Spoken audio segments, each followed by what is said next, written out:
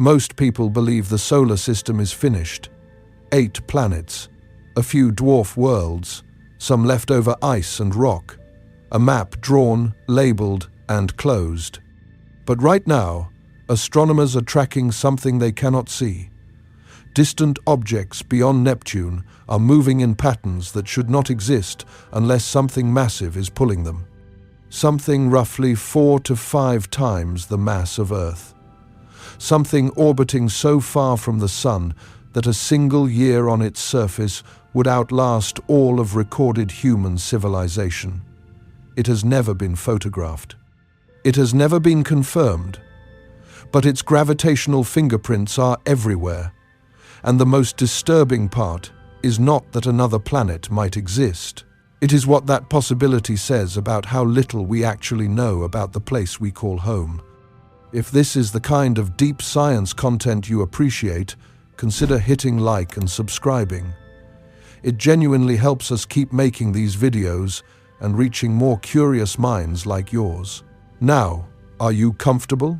Let's begin. You learned the solar system when you were a child, probably in a classroom, probably from a poster on the wall or a foam model hanging from a string above the teacher's desk. Mercury, close to the Sun. Venus, wrapped in clouds. Earth with its blue oceans. Mars, the red one. Then the gas giants. Jupiter, enormous. Saturn with its rings. Uranus tilted sideways. Neptune, cold and blue and distant. 8 planets, 1 star, a belt of asteroids between Mars and Jupiter. Maybe Pluto at the edge, if you are old enough to remember when it still counted. That image settled into your mind the way most childhood lessons do, quietly, permanently, without you ever deciding to believe it. You just absorbed it, and it became the background architecture of how you understand the place you live. The solar system is known. The solar system is mapped. The solar system is finished. And for a very long time, that feeling matched the science. Spacecraft visited every major planet. Voyager. 1 flew past Jupiter and Saturn. Voyager 2 went further, completing a grand tour of Jupiter, Saturn, Uranus, and Neptune between 1979 and 1989, sending back images so vivid and so detailed that they became part of the cultural memory of the species. Cassini spent 13 years orbiting Saturn. New Horizons reached Pluto in 2015 and sent back photographs of nitrogen glaciers and frozen mountain ranges on a world 3.7 billion miles from the Sun. Mars has been explored by rovers, orbiters, and landers so thoroughly that scientists can describe the mineral composition of individual rocks on its surface. The inner solar system is mapped with extraordinary precision. We know the orbits of the 8 major planets to fractions of a degree. We track thousands of asteroids. We have catalogued the moons, measured the magnetic fields, analyzed the atmospheres. The picture feels complete. And if you stopped there, if you stayed inside the orbit of Neptune, you could reasonably believe that the age of planetary discovery in our own system ended decades ago. But the solar system does not end at Neptune. That is the part the classroom poster left out. And the space beyond Neptune is not a thin margin of leftover debris. It is a region so vast, so dark, and so poorly surveyed that what we know about it would fit inside a pamphlet, while what we do not know could fill libraries. Neptune orbits the Sun at an average distance of roughly 30 astronomical units. 1 astronomical unit is the distance from the Earth to the Sun, about 93 million miles. So, Neptune sits roughly 2.8 billion miles out. That sounds far. It is far. Light from the Sun takes more than 4 hours to reach it. But the solar system extends far beyond Neptune. How far depends on how you define the boundary. The Kuiper Belt, a broad ring of icy objects orbiting beyond Neptune, stretches from roughly 30 astronomical units to about 50 astronomical units from the Sun. Beyond that lies the scattered disk, a more diffuse population of objects on highly elongated orbits that can swing out to hundreds of astronomical units. And beyond even that sits the theoretical Oort cloud, a vast spherical shell of icy bodies that may extend as far as 100,000 astronomical units from the Sun, a significant fraction of the distance to the closest neighboring star. Let those numbers register for a moment. Neptune is 30 astronomical units out. The Oort cloud may extend to 100,000. The known planets, all 8 of them, live in the innermost fraction of 1% of the Sun's gravitational domain. The rest is darkness, cold, silence, and a degree of ignorance that most people do not realize exists. Here is the part that matters. When you look at that classroom poster and see the solar system as a clean, completed diagram, you are looking at a map that covers less than 1% of the territory. Everything beyond Neptune is drawn in the lightest pencil, filled with question marks, and populated by objects we have barely begun to count.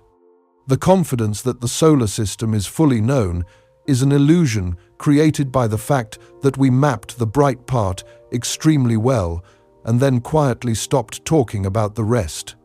To understand why that unmapped region matters, you need to understand what it actually is, not as a number on a chart, not as a distance expressed in astronomical units, as a place. Because the deep outer solar system is not simply far away, it is a physical environment so extreme, so alien to anything human beings have experienced, that the word darkness does not begin to describe it. Imagine leaving Earth and traveling outward, past Mars, past the asteroid belt, past Jupiter, where the Sun already looks noticeably smaller than it does from your backyard. Past Saturn, where sunlight has weakened to roughly 1% of what reaches Earth. Past Uranus and Neptune, where the Sun is a bright but diminished point and the temperature of surrounding space has fallen to roughly -350 degrees Fahrenheit. You have now passed the last known major planet, and you have covered 30 astronomical units, roughly 2.8 billion miles. Now keep going. At 100 astronomical units, you are more than 3 times farther from the Sun than Neptune. The sunlight reaching you is roughly 10,000 times weaker than what falls on a summer afternoon on Earth. The Sun itself, the star that dominates the sky from every planet you have ever seen photographed, is now a very bright star. Still the brightest object in the sky by far, still recognizable, but no longer a disk. It is a point, a fierce pinprick of light surrounded by the full tapestry of the Milky Way. If you held up your thumb at arm's length, the Sun would vanish behind it entirely. The warmth it provides at this distance is unmeasurable by any human sense. The temperature of an object here, if it has no internal heat source, sits in the range of 40 to 50 kelvins. That is roughly -370 degrees Fahrenheit. At that temperature, nitrogen is a solid, methane is a solid. Oxygen would freeze into pale blue crystals on any exposed surface. The chemistry of life, as we understand it, does not function. Liquid water is a physical impossibility without extraordinary circumstances. At 300 astronomical units, the Sun has dimmed to roughly 90,000 times fainter than it appears from Earth. It is still the brightest star in the sky, but only by a modest margin. An observer at this distance, looking back toward the inner solar system, would see nothing. Not Earth, not Jupiter, not Saturn's rings. Every object that humanity has ever known, every world we have named and visited and photographed, would be invisible, swallowed by the glare of a star that itself is barely more than a luminous dot. You would be inside the solar system, gravitationally bound to the Sun, orbiting the same star as every human being who has ever lived, and you would see nothing that connects you to any of it. Only the star, only the dark. At 500 astronomical units, where some models place Planet 9's average orbital distance, the Sun delivers roughly 250,000 times less light than it provides to Earth. A newspaper held up to that sunlight could not be read.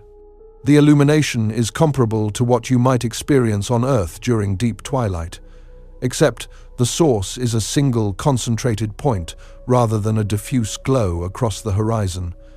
Everything around you is black. The nearest known object of any significant size might be tens or hundreds of millions of miles away. You are surrounded by vacuum, by cold that is nearly absolute, and by a silence that is not metaphorical. There is no medium to carry sound. There is no atmosphere to scatter light. There is no horizon. There is nothing except the geometry of an orbit that takes thousands of years to complete, and the faintest possible tether of gravity connecting you to a star you can barely see. This is the environment where Planet 9, if it exists, has been orbiting for the entire history of the solar system, not in the dramatic, photogenic darkness of a science fiction film, in real darkness. Physical darkness. The kind of darkness where a world several times the mass of Earth reflects so little sunlight that the most powerful telescopes ever built can barely hope to detect it. The kind of darkness that is not merely an absence of illumination, but a physical barrier to knowledge, a wall made of distance and cold, and the simple, brutal mathematics of the inverse square law. This is not an exaggeration. Consider what we actually know about the Kuiper belt. Astronomers estimate that it contains hundreds of thousands of objects larger than 100 kilometers across and possibly trillions of smaller ones. As of early 2026, we have discovered and catalogued a few thousand. That is not a rounding error. That is a count so incomplete that the known population represents a tiny fraction of what models predict should be there. We are not looking at a well-surveyed region with a few gaps. We are looking at an ocean of darkness in which we have identified a few floating points of light. The reason for this blindness is simple. Distance and faintness conspire to make the outer solar system nearly invisible. The brightness of a reflective body drops with the square of its distance from the Sun. An object twice as far away receives 4 times less sunlight and reflects 4 times less light back toward Earth. An object 10 times farther away reflects 100 times less light. By the time you reach the distances where the most interesting outer solar system objects orbit, you are searching for objects so faint that only the most powerful telescopes on Earth can detect them, and only under ideal conditions, and only if they happen to be in the right part of the sky at the right time. This is not a minor inconvenience. It is a structural limitation that defines everything about how we study the outer solar system. We do not survey the Kuiper belt the way we survey the asteroid belt. We do not have a comprehensive catalogue. We do not have anything close to complete coverage. We find objects one at a time, often by accident, often as faint smudges drifting slowly across long exposure images taken by telescopes pointed at something else entirely.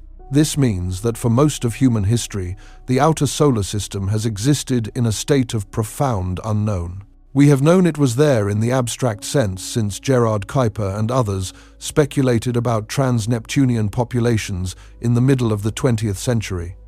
But the first confirmed Kuiper belt object beyond Pluto, an icy body called 1992 QB1, was not discovered until 1992. That was only 34 years ago. Before that moment, the entire region beyond Neptune and Pluto was theoretical. We suspected things were out there. We had not proven it. And even after the discoveries began, the pace was slow. The objects are faint. The sky is large. The resources dedicated to surveying the outer solar system have never been enormous by the standards of modern astronomy. This is a field that has been built by small teams, with limited telescope time, working at the margins of major observing programs, sometimes reanalyzing data taken for entirely different purposes. The result is a map with massive blank spaces, and those blank spaces do not sit at the edge of some alien frontier. They sit inside our own solar system, inside the gravitational territory of our own star. In the space between what we call home and the nearest neighboring system, this is the neighborhood, and we do not know what is in most of it. Now, here is where the story begins to turn, because for decades, the incompleteness of the outer solar system map was treated as an inconvenience, but not a crisis. We knew the Kuiper Belt was there. We were slowly discovering more objects.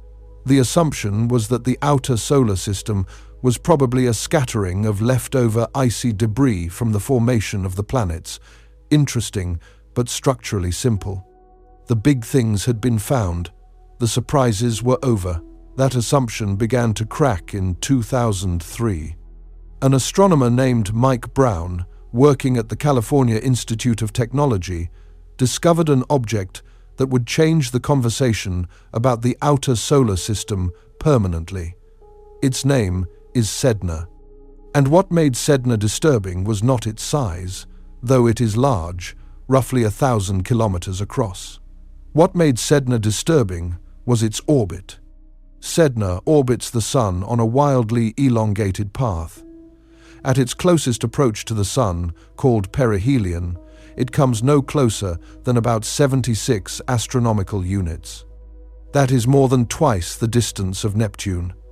At its farthest point, called aphelion, it swings out to roughly 940 astronomical units. One full orbit takes Sedna roughly 11,000 years. It was last near its closest approach to the Sun around 10,500 years ago, when human beings were inventing agriculture. But the truly strange thing about Sedna is not the size of its orbit, it is the shape. Sedna never comes close enough to Neptune for Neptune's gravity to have placed it on that path. The known giant planets cannot explain how Sedna got there. Its orbit is detached. It lives in a gravitational no-man's land between the Kuiper Belt and the Oort cloud, where no known mechanism in the current 8-planet model of the solar system can easily put it. When Sedna was discovered, astronomers noticed this immediately. Something had to have placed Sedna on its orbit. The options were limited. Perhaps a passing star in the Sun's distant past had tugged it outward. Perhaps the Sun's birth cluster, the group of stars among which it formed, had gravitationally influenced early orbits. Or perhaps something else was out there, something with enough mass to push Sedna into its strange path and keep it there. At the time, the single object problem did not demand a dramatic answer. One unusual orbit could be explained by several mechanisms. It was interesting, not alarming. Brown himself noted the strangeness and moved on. The field moved on. Sedna was catalogued, studied, and filed under objects with unusual orbits.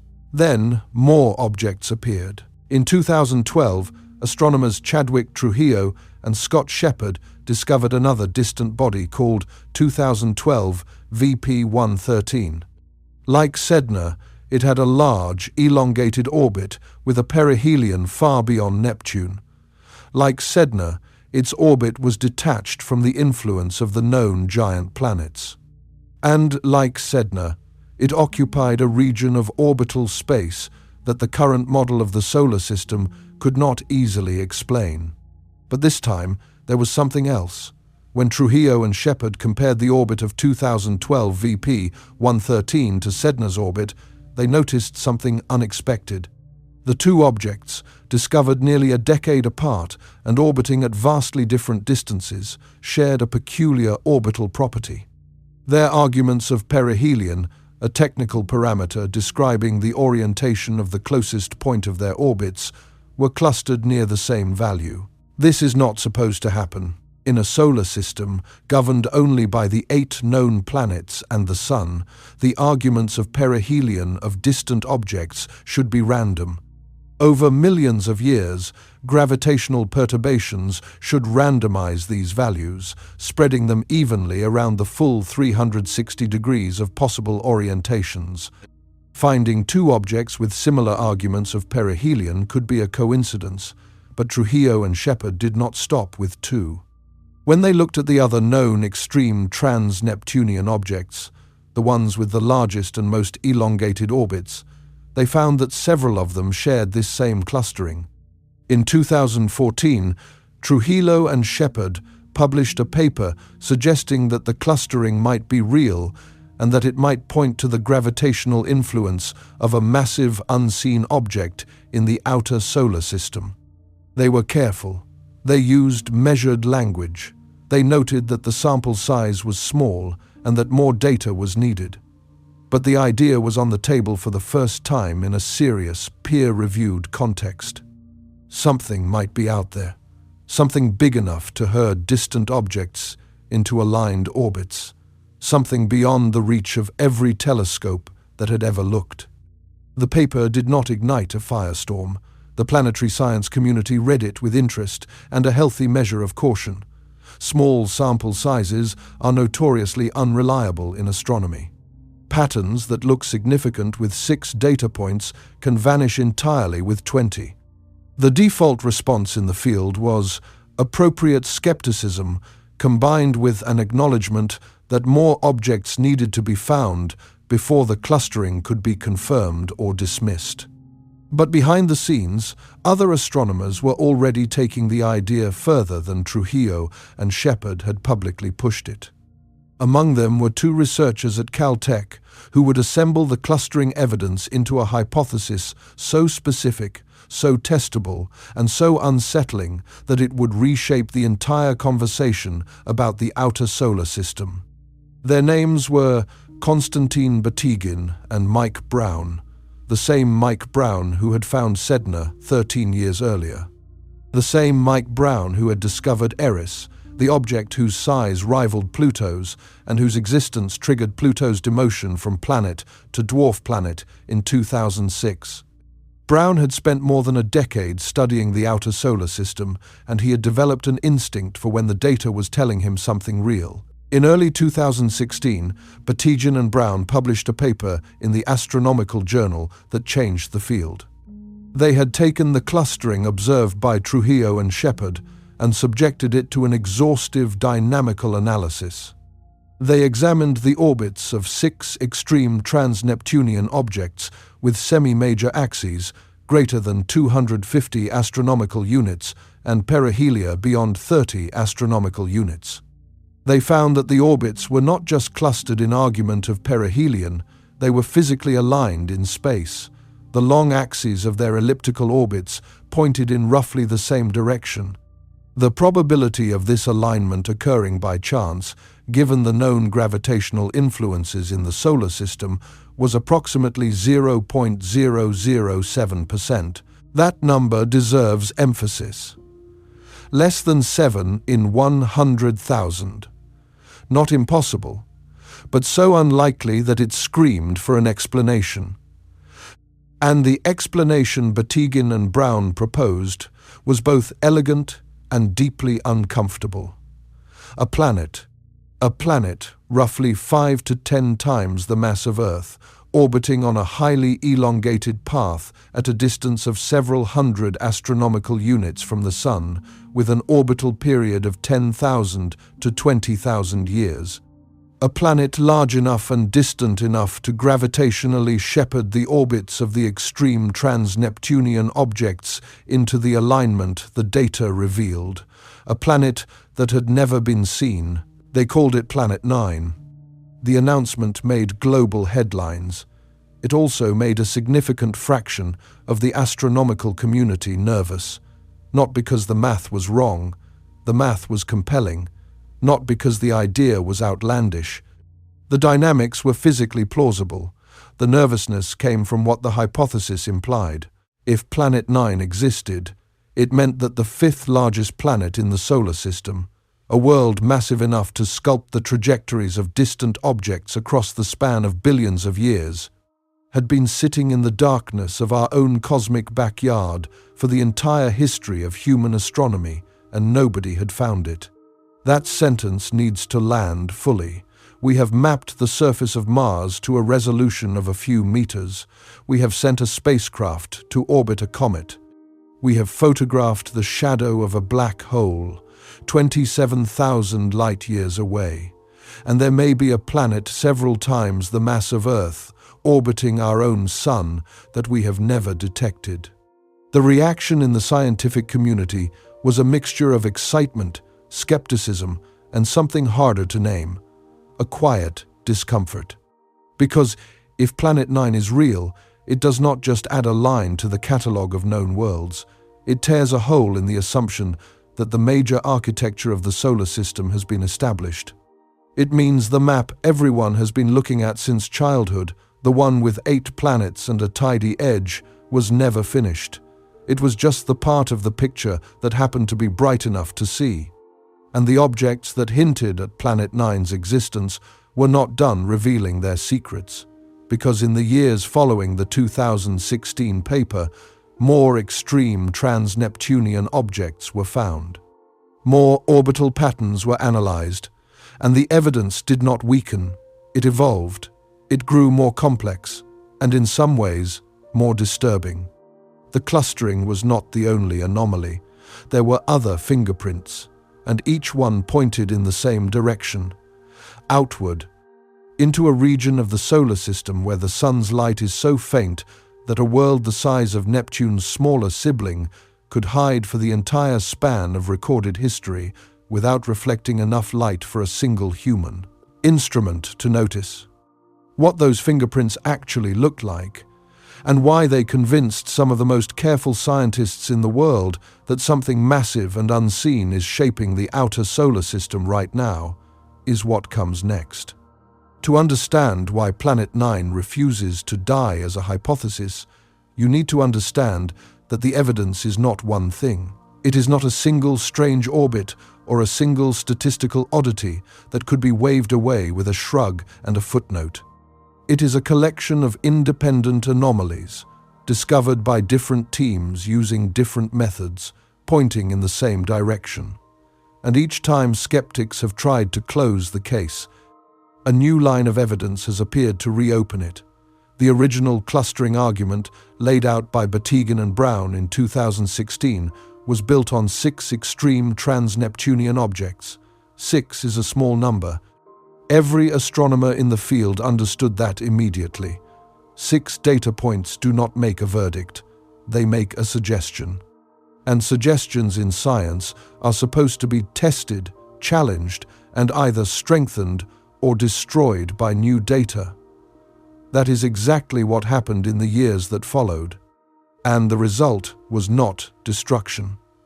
By 2024, the sample of known extreme trans-Neptunian objects had grown. Brown and Batygin's updated analysis now included 13 large extreme trans-Neptunian objects with orbits that met their selection criteria. The clustering in the directions their orbits pointed was still present. The alignment had not vanished as the sample grew, but something else had also become visible, something that the original 6-object sample had hinted at but not clearly revealed. The orbits were not just aligned in one dimension, they were tilted. The entire population of extreme trans-Neptunian objects appeared to orbit on planes that were inclined roughly 15 degrees relative to the ecliptic, the flat plane on which the 8 known planets travel. This tilt is deeply strange. The solar system's major planets all orbit within a few degrees of the same plane because they formed from the same rotating disk of gas and dust. There is no mechanism in the standard 8-planet model that would tilt a population of distant objects coherently off that plane by 15 degrees. Astronomer Renu Malhotra, who has studied trans-Neptunian dynamics extensively, described this tilt in stark terms when she said that the amount of warp they observe is extraordinary, and that to her, it represents the most intriguing evidence for Planet 9 she has encountered. The warp Malhotra references is not a subtle statistical feature. It is a measurable, structural distortion of the outer solar system's geometry. The orbits of these distant objects are not lying flat where they should be. They are collectively leaning, as if something massive and inclined is pulling them out of the plane over time. This is exactly what a distant massive planet on an inclined orbit would do. Gravitational perturbations from Planet 9, acting over billions of years, would slowly torque the orbits of nearby objects, dragging their orbital planes toward alignment with its own. The tilt predicted by Planet 9 models matches the tilt observed in the data. That is not a coincidence that skeptics can easily dismiss. But the tilt is only the second fingerprint. The third is stranger still. There exists a population of objects in the solar system called centaurs. Centaurs are small bodies that orbit between Jupiter and Neptune on unstable paths that will eventually be disrupted by close encounters with the giant planets. Most centaurs orbit in the same direction as the planets, moving counterclockwise when viewed from above the North Pole of the solar system. This is called prograde motion. It is the default direction of everything that formed from the original solar nebula. But among the centaurs, there is a small but real population that orbits in the opposite direction. These are retrograde centaurs. They travel clockwise against the flow of everything else. Their existence has puzzled dynamicists for years because there is no straightforward mechanism in the standard solar system model to flip an object's orbit from prograde to retrograde. The gravitational interactions with the known planets do not naturally produce this reversal in significant numbers. When Batygin and Brown ran their simulations of the solar system with Planet 9 included, something unexpected appeared in the results. The simulations naturally produced retrograde centaurs. The gravitational influence of a distant massive planet, acting through a chain of orbital perturbations that cascade inward over millions of years, was capable of flipping some objects onto retrograde paths and dropping them into the centaur region. The number of retrograde centaurs produced in the simulations was consistent with the number actually observed. Brown described this as a prediction they had not anticipated when they first proposed the planet. The retrograde centaurs were not part of the original argument. They emerged independently from the dynamics, and they matched reality. That matters in science. When a hypothesis makes a prediction that was not built into its original construction, and that prediction turns out to match the data, it carries significant weight. It means the model is not merely fitted to the observations it was designed to explain.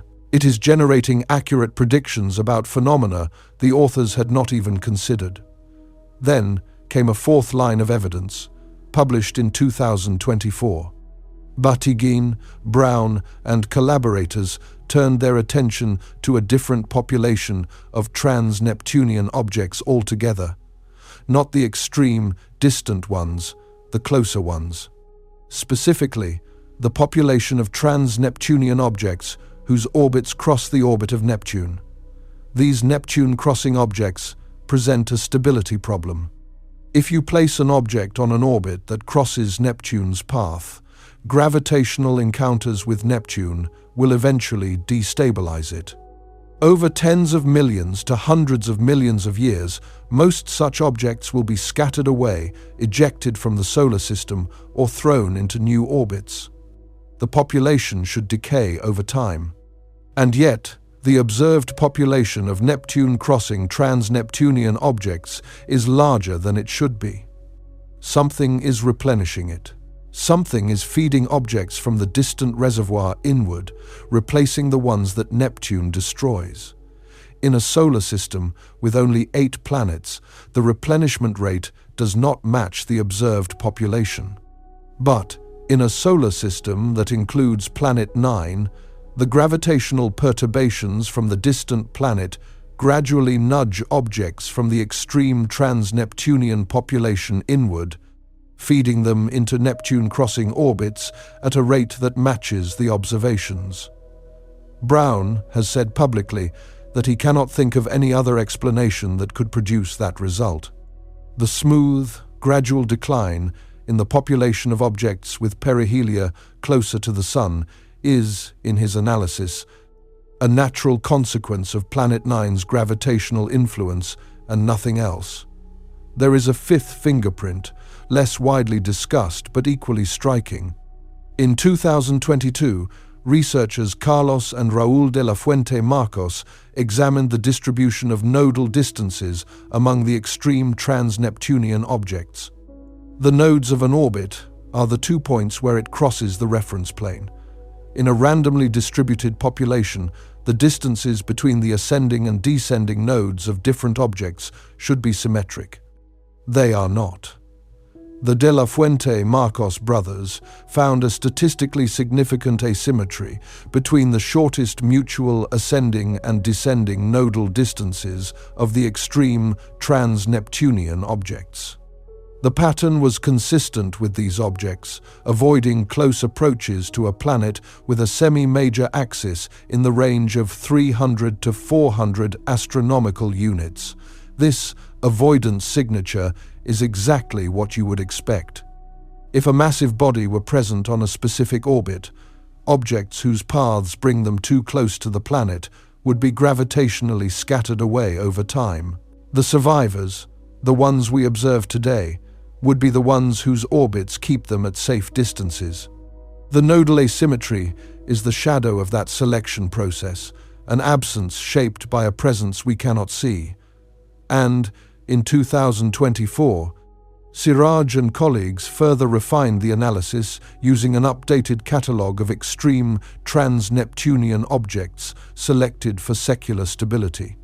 Their results found statistically significant apsidal alignment, clustering in longitude of perihelion among these objects. They concluded that observational biases were unlikely to explain the clustering and estimated the mass of the hypothetical planet at roughly 4.4 Earth masses, with an uncertainty of about 1.1 Earth masses. The mass estimate had come down from the original 5 to 10 Earth mass range, but the statistical significance of the clustering had, if anything, strengthened. 5 independent lines of evidence: orbital alignment, orbital tilt, retrograde centaurs, Neptune crossing population replenishment, nodal distance asymmetry, each one discovered by a different analysis or a different team. Each one consistent with the same hypothesis. Each one difficult to explain without invoking a massive, unseen body in the distant solar system. But evidence that something is shaping the outer solar system is only half the story. The other half is whether a planet in such an extreme orbit is physically plausible. Skeptics have rightly asked how a world several times the mass of Earth could end up hundreds of astronomical units from the Sun in the first place. Planets form from disks of gas and dust that surround young stars. Those disks are densest, close to the star, and thin out dramatically with distance. At several hundred astronomical units, the original solar nebula would have been so sparse that building a planet of any significant mass through the standard process of accretion seems nearly impossible.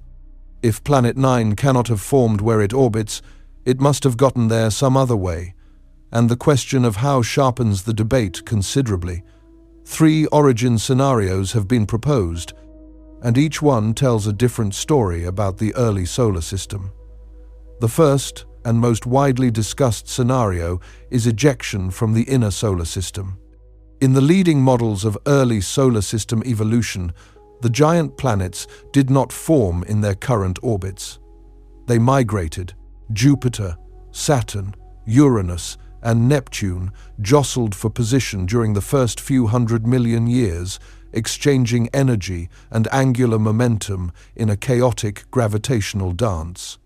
Some models of this period collectively known as the Nice model after the city in France where the framework was developed, suggests that the solar system may have originally contained a fifth giant planet. This additional ice giant, roughly the mass of Neptune or somewhat smaller, would have been gravitationally scattered outward by Jupiter during the instability period. In most simulations, the ejected planet is flung out of the solar system entirely, becoming a rogue world drifting through interstellar space. But in a small fraction of cases, the planet is not fully ejected.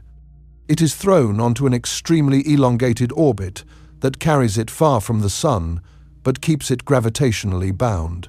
Over billions of years, gentle perturbations from passing stars and the galactic tide could gradually reshape that orbit into something resembling what the Planet 9 hypothesis predicts. Batijian and Brown have favored this scenario because it fits naturally within the framework of planetary migration that is already used to explain the current architecture of the outer solar system. The ejection does not require any exotic physics or unlikely coincidence.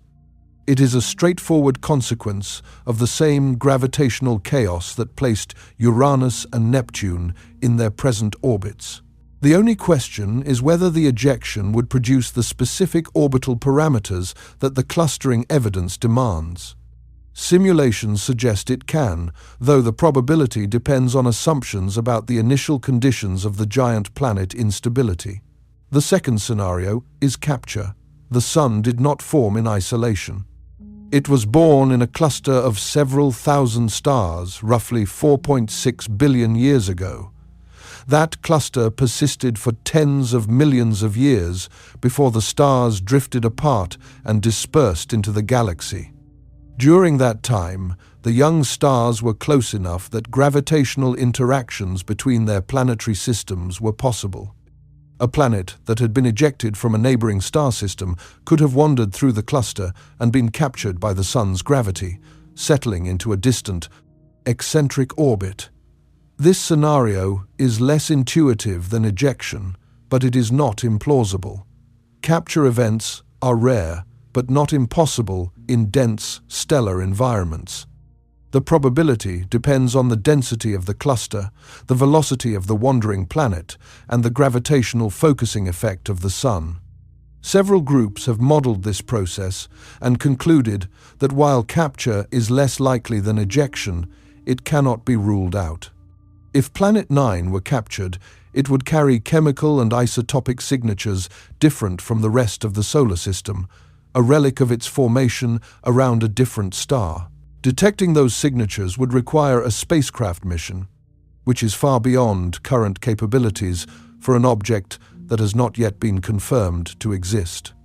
The third scenario is the most recent and in some ways the most elegant. In 2025, a team of researchers from Rice University and the Planetary Science Institute published a study in Nature Astronomy that addressed the question of wide-orbit planets directly. Using complex simulations of young star clusters, they showed that planets on wide orbits with semi-major axes between 100 and 10,000 astronomical units form naturally as a byproduct of early gravitational instabilities in crowded stellar environments. The mechanism works through a combination of planet-planet scattering within individual systems and gravitational perturbations from nearby stars. Some scattered planets are fully ejected and become free-floating rogue worlds. Others are captured into distant, bound orbits around their original star or around a neighboring one. The process is not rare. The simulations produced wide-orbit planets as a common outcome of cluster dynamics, suggesting that objects like Planet 9 are not anomalies, but natural byproducts of the way planetary systems form in stellar nurseries. This result matters for the Planet 9 debate because it removes one of the strongest objections to the hypothesis.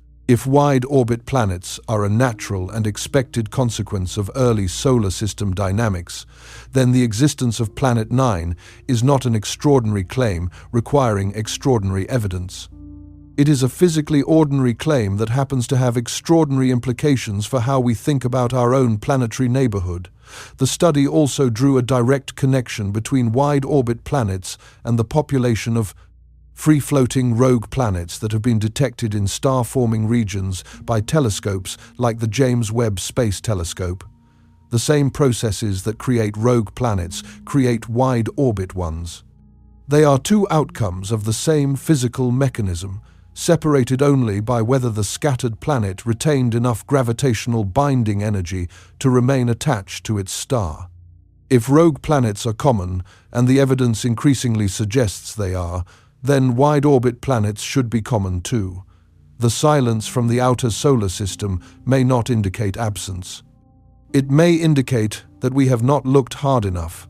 Each of these three origin scenarios is physically plausible. None has been confirmed. And each one predicts slightly different properties for Planet 9, different compositions, different orbital histories, different relationships to the rest of the solar system, that future observations might eventually distinguish. But collectively, they establish something important. There is no physical barrier to a planet existing in the outer solar system. The mechanisms to put it there are well understood. The only question is whether it actually happened here, around this star, in this system. This is the point where you might expect the scientific community to converge on agreement. But science does not work that way, especially not when the claim is extraordinary. And the counter-arguments to Planet 9 are real, serious, and held by credible researchers. The most persistent critique comes from the question of observational bias. The extreme trans-Neptunian objects are not found by systematic, unbiased surveys that cover the entire sky with uniform depth. They are found opportunistically, often as byproducts of surveys designed for other purposes. Different telescopes observe different parts of the sky. Different seasons favor different regions. The areas of sky accessible to the major Southern Hemisphere telescopes are different from those accessible to Northern Hemisphere instruments. This means that the sample of known extreme trans-Neptunian objects is not a random draw from the true population. It is shaped by where and when astronomers happen to look. The Outer Solar System Origins Survey, known as OSOS, was one of the most carefully characterized surveys of the outer solar system conducted in the last decade. It tracked its own observational biases rigorously, recording exactly where it looked, how deep it looked, and what it was capable of detecting. When the OSSOS team analyzed the 8 extreme trans-Neptunian objects they found with semi-major axes greater than 150 astronomical units, they concluded that the distribution of their orbits was statistically consistent with being random. No clustering, no alignment. After accounting for the survey's known biases, the orbits could be explained without invoking an additional planet. Similarly, the Dark Energy Survey, which covered a different patch of sky, found 14 extreme trans-Neptunian objects and reported no strong evidence of clustering in their orbital elements. Pedro Bernardinelli and colleagues acknowledged that their sky coverage and sample size were insufficient to definitively rule out Planet 9, but the data they had did not support the clustering signal. These results are genuine, and they cannot be ignored.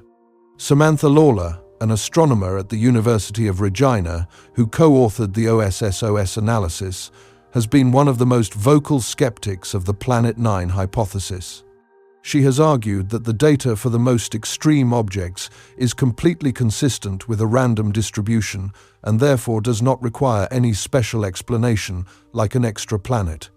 Her position is held by a meaningful segment of the community. Batygin and Brown have pushed back. They have argued that the OSSOS and Dark Energy Survey samples, while well characterized, are too small and too limited in sky coverage to make definitive statements about clustering. They have developed methods to quantify the observational biases affecting the broader sample of known extreme trans-Neptunian objects and have concluded that even after accounting for those biases, the probability of random clustering remains low. Their 2021 analysis estimated the chance of the observed clustering being a statistical fluke at roughly 0.2%. The debate has not been resolved. Both sides have legitimate points. The pro-Planet 9 camp points to multiple independent lines of evidence that converge on the same solution. The skeptical camp points to the difficulty of drawing conclusions from small, biased samples. The honest assessment as of 2026 is that the evidence is suggestive but not conclusive, and the community is genuinely divided. There is another alternative hypothesis that deserves serious mention. Some researchers have proposed that the orbital clustering could be produced not by a single massive planet, but by the collective gravitational influence of a massive extended disk of smaller bodies in the outer solar system. In this self-gravity disk model, the total mass required is similar to what Planet 9 would provide, roughly a few to 10 Earth masses, but distributed across a vast number of smaller objects rather than concentrated in a single body. The appeal of this model is that it avoids the need for an undetected planet. The difficulty is that such a massive disk should have observable consequences of its own, and no direct evidence for a disk of that total mass has been found. The model also requires fine-tuning to reproduce the specific clustering patterns observed, and some dynamicists have argued that it does not naturally produce all the features that Planet 9 explains, particularly the retrograde centaurs and the Neptune crossing population replenishment. Other alternative explanations have also been proposed over the years. A passing star in the early solar system could have perturbed distant orbits. Primordial black holes, hypothetical relics from the Big Bang with very small masses, could in theory mimic some gravitational effects. Modified gravity theories have been invoked by a few researchers. None of these alternatives have gained the same traction as either the Planet 9 hypothesis or the observational bias critique. Most occupy the fringes of the discussion, acknowledged as possibilities, but not widely supported. The passing star scenario is worth a brief note because it is physically plausible.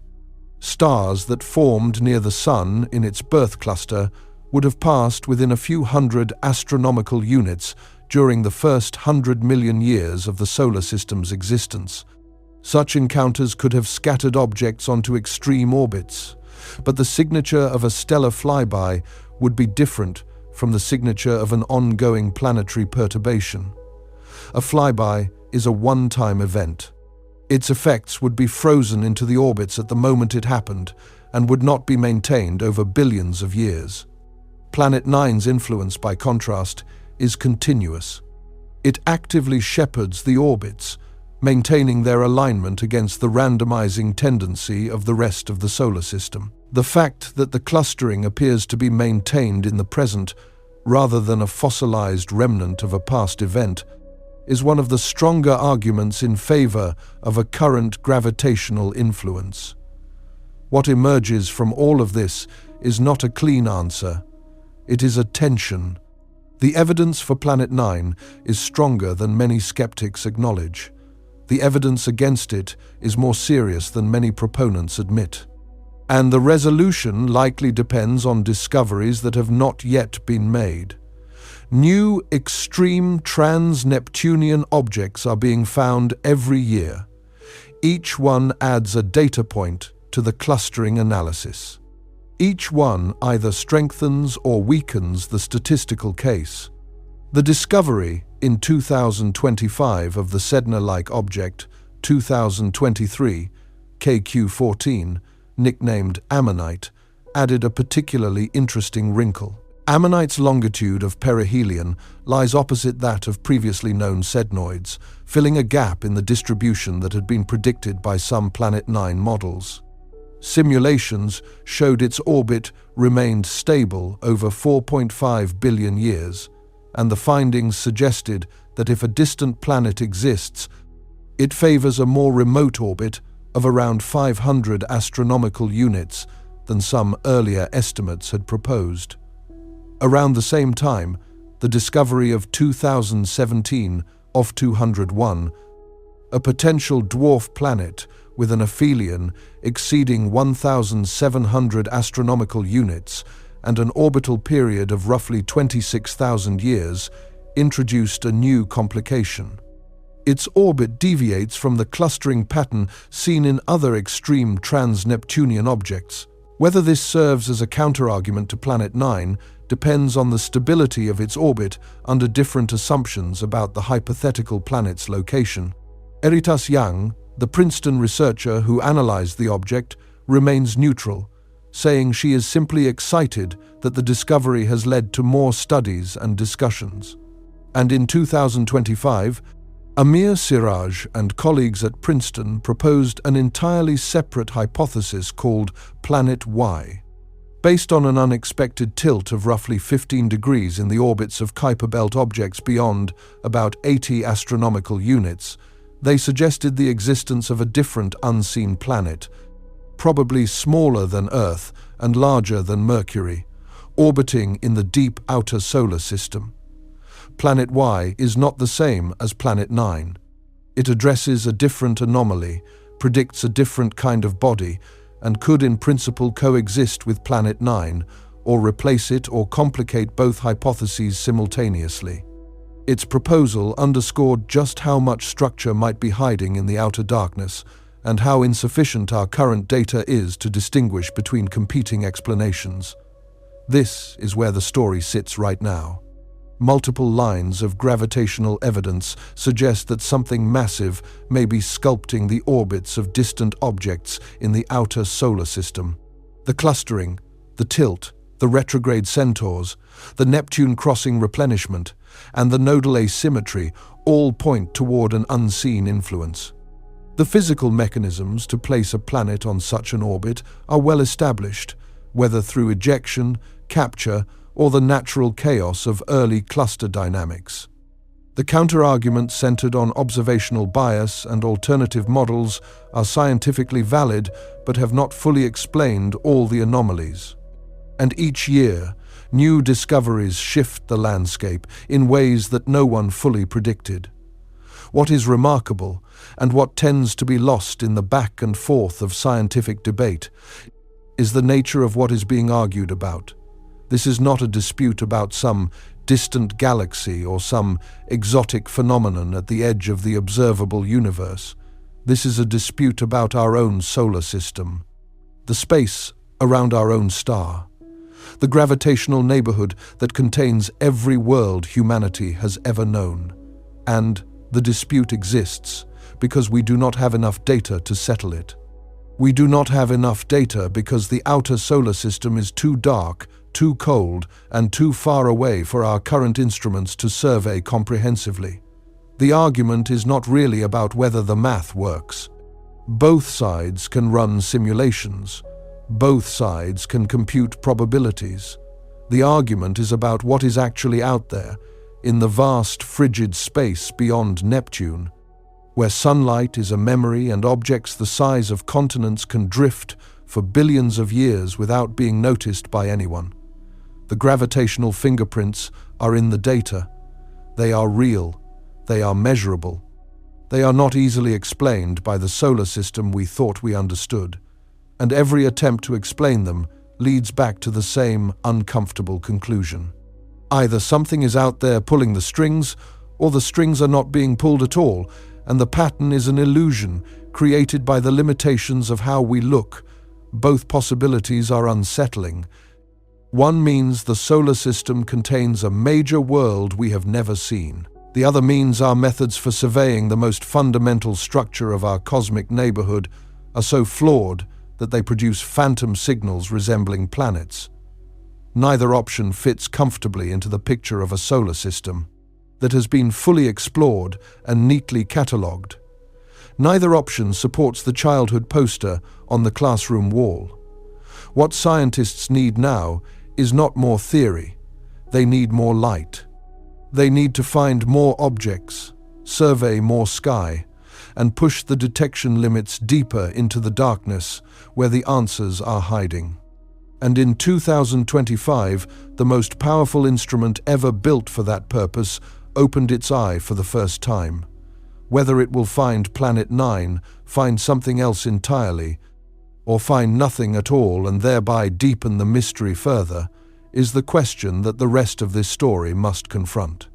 Because searching for a world that may not exist, at a distance where detection is barely possible, in a region of space so vast that it dwarfs everything we have ever explored, is a challenge unlike anything astronomy has faced in nearly 2 centuries. And the last time scientists faced a challenge this similar, the result changed everything we thought we knew about the solar system. If Planet 9 exists, it is not hiding.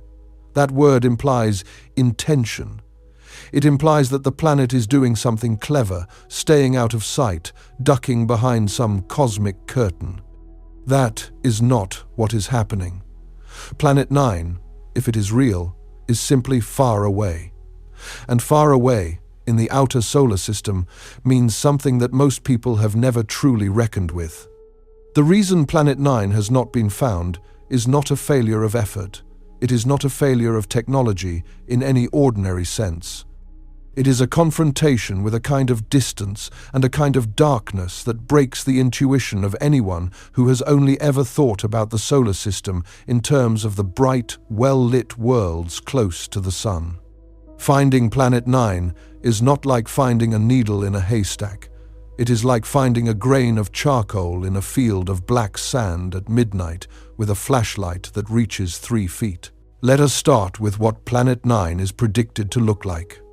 According to the most recent models, refined through simulations published in 2024 and 2025, the hypothetical planet has a mass of roughly 4 to 5 Earth masses. Earlier estimates placed it higher, at 5 to 10 Earth masses, but the updated work by Siraj and colleagues narrowed the range to approximately 4.4 Earth masses, with an uncertainty of about 1.1. That puts it in a category astronomers call a super-Earth or a mini-Neptune, depending on its composition.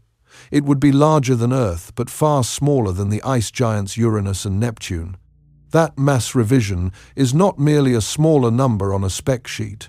It changes the expected physical nature of the planet in ways that matter for how it might be detected. At the original estimate of 5 to 10 Earth masses, Planet 9 was widely assumed to resemble a scaled-down version of Uranus or Neptune, a body with a significant hydrogen-helium envelope surrounding a core of ice and rock. That assumption shaped the early detection strategies because a mini-Neptune with a thick, gaseous atmosphere would have a relatively large radius, perhaps 3 to 4 times that of Earth, and its atmosphere would determine how it reflects and emits light. At 4.4 Earth masses, the picture shifts. Siraj and colleagues noted in their 2025 analysis that a planet of this mass and orbital characteristics might have a composition closer to a rocky super-Earth than to an ice giant. The distinction is significant. A rocky planet with a thin or negligible atmosphere would be smaller in radius than a gas-enveloped world of the same mass. It would reflect less sunlight because it would have less surface area exposed to the sun's already feeble light at that distance, and its thermal emission profile would be different. A rocky body radiates heat primarily from its surface, which, at several hundred astronomical units from the sun, would be extraordinarily cold. A gaseous body retains internal heat more effectively and can appear brighter in infrared wavelengths than a rocky body of the same mass. If Planet 9 is rocky rather than gaseous, it would be fainter in both reflected light and thermal emission than earlier models predicted. This is not good news for the search. It means the planet could be dimmer than the detection thresholds assumed by some previous surveys. It means that exclusion limits, published in earlier papers, which ruled out a planet of a certain brightness in certain regions of the sky, may not apply to a smaller, darker, rockier version of the same hypothesis. The search space does not just shrink as new data comes in. In some respects, it shifts. This uncertainty about composition connects directly to one of the strangest features of the Planet 9 hypothesis when viewed in the context of exoplanet science. Super-Earths, planets with masses between roughly 1 and 10 Earth masses, are the most common type of planet found around other stars. The Kepler Space Telescope revealed that they exist in enormous numbers throughout the galaxy. Many star systems have multiple super-Earths. Some have them in close orbits, others have them at moderate distances. And yet our own solar system, as currently understood, has none. There is a gap in the mass range between Earth and Neptune, where the solar system appears to have no representative. Every other size category is filled: rocky terrestrials, gas giants, ice giants. But the most common type of planet in the galaxy is conspicuously absent from the one system we know best. If Planet 9 is real and falls in the super-Earth mass range, it would fill that gap. Our solar system would no longer be the odd one out. It would join the galactic majority of systems that contain at least one planet in this ubiquitous mass range. The absence that had puzzled exoplanet scientists for years would be explained not by some peculiarity of the Sun's formation, but by the simple fact that the missing planet was there all along, too far away and too faint to notice. Its orbit is predicted to be highly elongated. The semi-major axis, the average of its closest and farthest distances from the Sun, has been estimated at various values as models have been refined.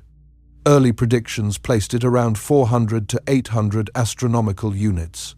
More recent work, including analysis of the newly discovered sednoid ammonite in 2025, suggests the orbit may favor the more distant end of that range, possibly around 500 astronomical units or more. At such a distance, the Sun would appear as little more than an exceptionally bright star, not a disk, not a source of warmth. A point of light barely distinguishable from the brighter background stars. At 500 astronomical units, sunlight has been attenuated by a factor of roughly 250,000 compared to what Earth receives. The inverse square law is merciless. Double the distance, and you receive 1/4 the light. Multiply the distance by 500, and you receive 1/250,000th, and the light that reaches the planet must then bounce off its surface and travel all the way back to Earth before a telescope can detect it. That return trip doubles the distance penalty. The reflected light from Planet 9, if it sits at 500 astronomical units, would be approximately 1/62 billionth, the brightness of a similar-sized object at Earth's distance from the Sun. That number is not a typo, 62 billion times fainter, and the planet itself is not a mirror. Ice and rock do not reflect sunlight with perfect efficiency. A cold, distant world with a hydrogen-helium atmosphere at roughly 47 kelvins, which is about -375 degrees Fahrenheit, would have an albedo that makes it even dimmer than the distance alone would suggest.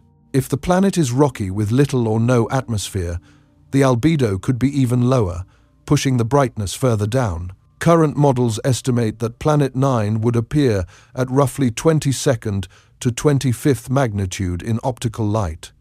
For reference, the faintest objects visible to the naked eye under perfect dark sky conditions are about 6th magnitude. Each step of 5 magnitudes represents a factor of 100 in brightness. 22nd magnitude is roughly 2.5 million times fainter than what your eyes can see. 25th magnitude is roughly 400 million times fainter, This is why the largest and most sensitive telescopes on Earth have not yet found it. But faintness alone does not capture the full difficulty. There is also the problem of where to look. Planet 9's predicted orbit is enormous. Even after years of refinement, the search area that Batygin and Brown identified as most likely covers hundreds of square degrees of sky. 600 to 800 square degrees was the estimate as of their most recent constraints. That may sound like a manageable area, but at the depths required to detect a 23rd or 24th magnitude object, each individual telescope exposure covers only a small fraction of a square degree.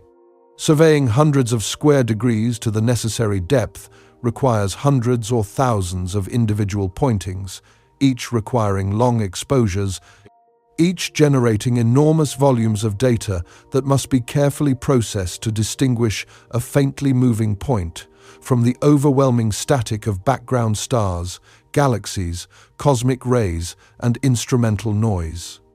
And then there is the motion problem.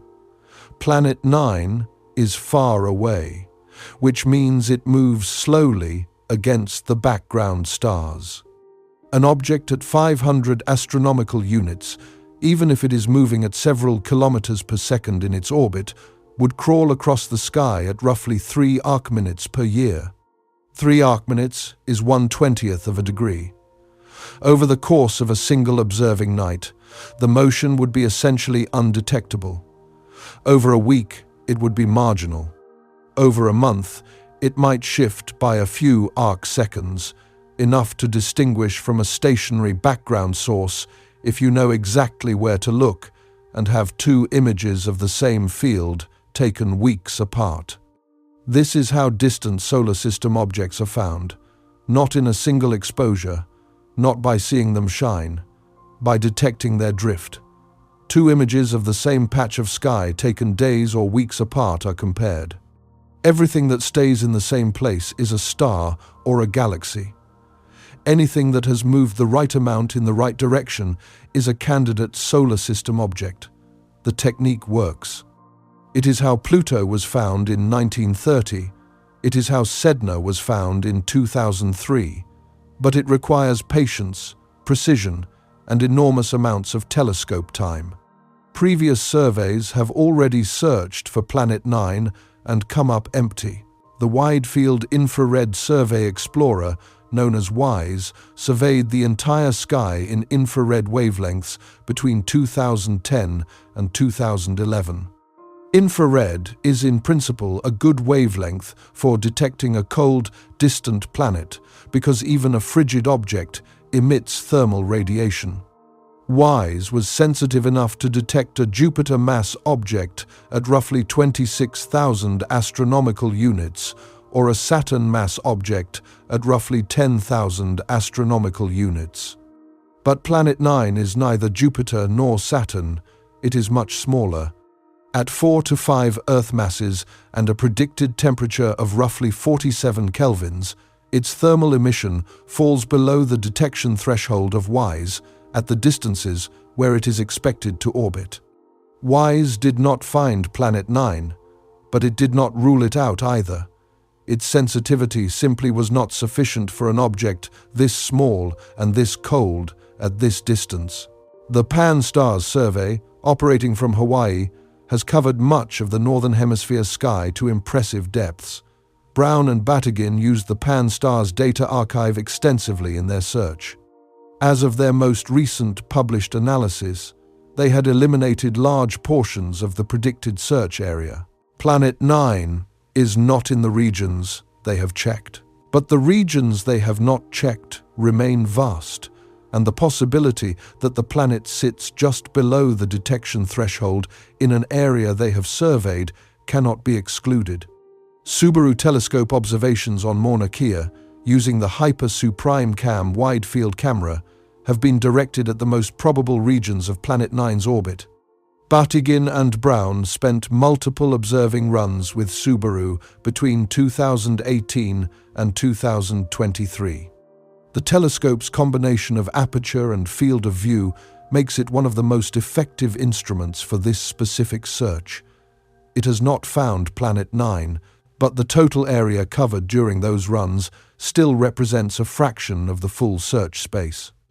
A targeted observational campaign conducted in 2022 and 2023 searched a 98-square-degree region where Planet 9 might lie if a particular hypothesis about its interaction with interstellar objects were correct.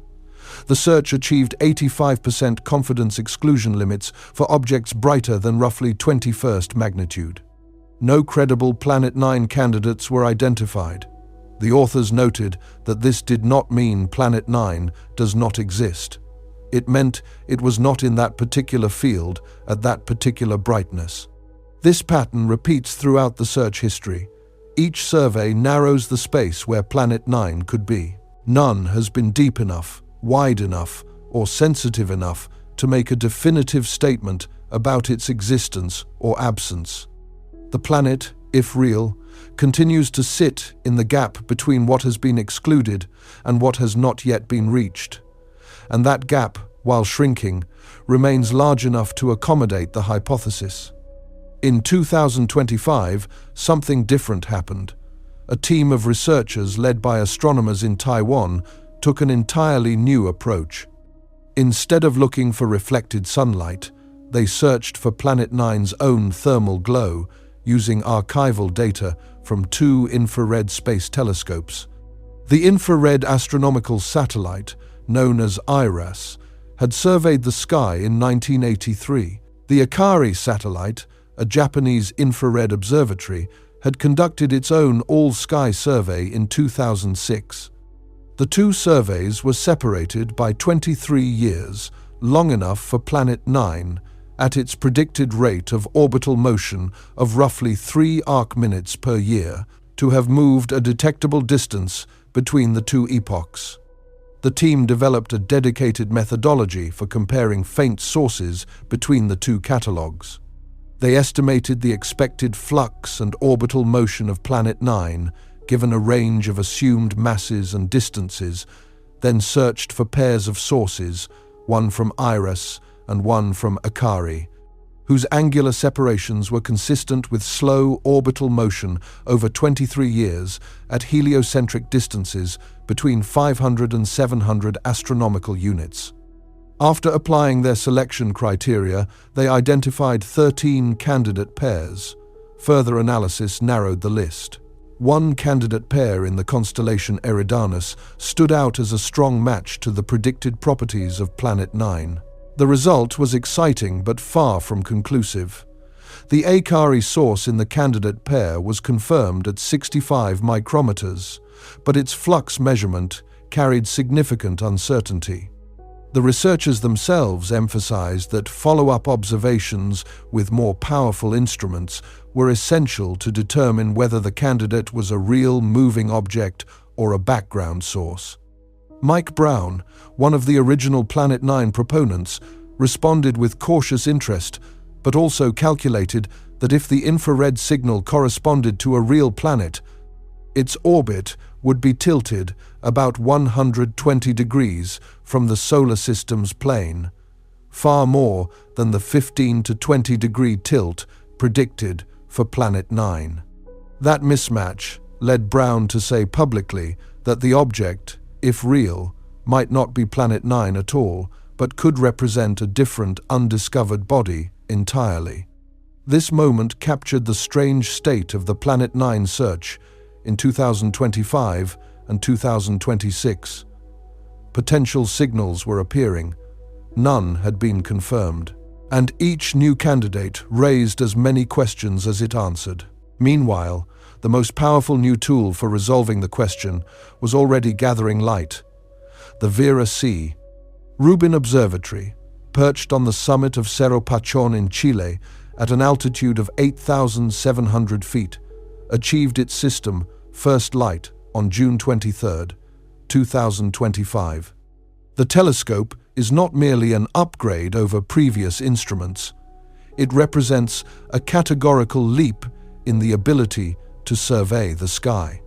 The numbers tell the story. Rubin's Simony Survey telescope carries an 8.4-meter primary mirror, giving it the light-gathering power to detect extremely faint objects. Its camera, the largest digital camera ever built for astronomy, captures images at 3.2 gigapixels. Its field of view is 9.6 square degrees, which is roughly 49 times the area of the full moon in a single exposure. And its operating plan, the Legacy Survey of Space and Time, calls for scanning nearly the entire visible southern sky every few nights, continuously for 10 years. This combination of depth, width, and cadence is exactly what the Planet 9 search needs. Previous surveys had to choose between going deep on small patches or going wide at shallow depth. Rubin does both. It images the sky repeatedly, building up depth over time through stacked exposures, while simultaneously detecting motion through the comparison of images taken nights or weeks apart. A distant, slowly moving object like Planet 9 would gradually reveal itself as a faint point drifting across the background, appearing in slightly different positions from one observation to the next. To understand what finding Planet 9 in Rubin's data would actually look like, you need to understand the scale of the computational problem. Every night, the Rubin Observatory generates roughly 20 terabytes of raw image data. Over the course of its 10-year survey, it will accumulate approximately 60 petabytes. That is 60 million gigabytes. Every image contains millions of sources, most of them stars and galaxies that do not move. The task is to compare successive images of the same field, subtract the stationary background, and identify anything that has shifted position by the right amount in the right direction. For a bright, fast-moving asteroid, this is relatively straightforward. The motion is obvious. The signal is strong. The software developed for the Rubin pipeline, including a system called HelioLin-C 3D, designed specifically for detecting moving solar system objects, can link detections across multiple nights and flag candidates for human review. But Planet 9 is not a bright, fast-moving asteroid. It is a faint, slow-moving phantom. Its motion between any two consecutive observations would be tiny, potentially smaller than the positional uncertainty of the measurements themselves. Identifying it would require linking detections not across days but across weeks or months, building a trajectory from a series of marginal signals that individually would not stand out from the noise. This is where Rubin's repeated cadence becomes essential. A single image might show a faint source at 24th magnitude that could be a distant galaxy, a noise artifact, or a planet. A second image taken 2 weeks later might show the same faint source shifted by a fraction of an arcsecond. That shift is ambiguous. It could be real motion, it could be measurement error. But a third image, taken another 2 weeks later, showing the source shifted by the same amount in the same direction, transforms ambiguity into a candidate. A fourth image strengthens it further. By the time a dozen observations span several months, the trajectory becomes unmistakable. A real object traces a smooth arc dictated by Kepler's laws. Noise does not. The Rubin team has modeled this process in detail. Their simulations show that for objects at the faintness and distance predicted for Planet 9, detection would not come from any single night of observation. It would emerge gradually from the accumulated data, like a figure stepping slowly out of fog. The planet might be present in the earliest Rubin images, its light already captured on the detector, but its identity would not be recognized until months or even years of data had been collected and cross-referenced. This means that the moment of discovery, if it comes, may not be a dramatic announcement from a single observing run. It may be a quiet realization by a data pipeline that a particular chain of faint detections forms a coherent orbit. The announcement would come after verification, after the orbit is confirmed, after every possible source of error has been excluded. By that point, the planet would have been sitting in the data for months, unnoticed, waiting for the algorithm to catch up. Scott Shepherd, one of the astronomers who first proposed a massive distant perturber in 2014, has said that Rubin is the best bet to find Planet 9 in the next few years. Brown has said that if he were handed a large sum of money and told to build a telescope specifically designed to find Planet 9, he would probably build the Vera Rubin Observatory. Both men estimate that if Planet 9 exists within the currently predicted parameter space, Rubin has roughly a 70 to 80% chance of detecting it during its 10-year survey. That probability is high, but not certain. The uncertainty exists because the planet's properties are not precisely known. If it is on the smaller end of the predicted mass range, if its composition is rocky rather than gaseous, if its albedo is lower than expected, or if it happens to be near the most distant point of its elongated orbit, it could sit just below Rubin's detection threshold. The telescope might find it in its first year of full operations, or it might accumulate years of data before the signal becomes clear. Or it might never find it, and the non-detection itself would become a powerful piece of evidence that forces the hypothesis into narrower and narrower corners. The early results from Rubin are already demonstrating the observatory's power. During its initial optimization surveys in mid-2025, the telescope discovered over 1,200 new asteroids in just weeks of operation. By early 2026, the confirmed count had grown to over 11,000 new asteroids, including roughly 380 new trans-Neptunian objects. These numbers are staggering by the standards of previous surveys. Rubin is on track to multiply the known population of outer solar system objects many times over during its decade of operations. Each new trans-Neptunian object adds a data point to the clustering analysis. Each one either strengthens or weakens the statistical case for Planet 9.